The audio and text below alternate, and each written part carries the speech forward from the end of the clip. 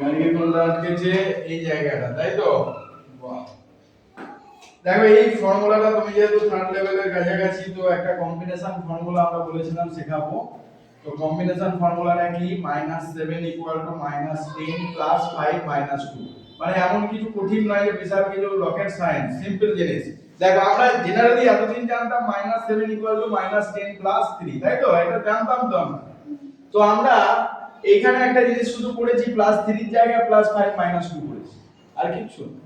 কি করেছি? +5 - 2, মানে +5 - 2 মানে তো +3, ঠিক আছে?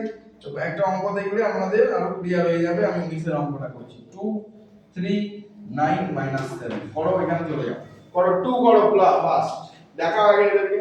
2 2 করো, +3 করো, দেখো এবার একটু দেখো, দাঁড়াও আমাকে দেখাও। এখানে 3 করার জায়গা আছে আর? তাহলে 3 এর ফর্মুলা কি? স্মল ফ্রেন্ড, +5 - 2, কি ফর্মুলা? করো, +5, তাই তো? নেক্সট +9 করো, জায়গা নেই, দারুণ দারুণ। +9 করারও জায়গা নেই, আবার এখান থেকে যে 10 - 1 করারও জায়গা নেই। এই জন্য এই অঙ্কটা টিপিক্যাল মনে হচ্ছে। এখানে দেখো আমি যে +10 করে -1 করব সেটাও, তো তার জন্য আমাকে একটু ট্রিক্স ইউজ করতে হবে। আমি এখানে গিয়ে আটকাবেই ম্যাক্সিমাম +9 এ, তাই তো? তো +9 এর জন্য কি করব? +10 তো করব, কিন্তু -1 করার জায়গা নেই।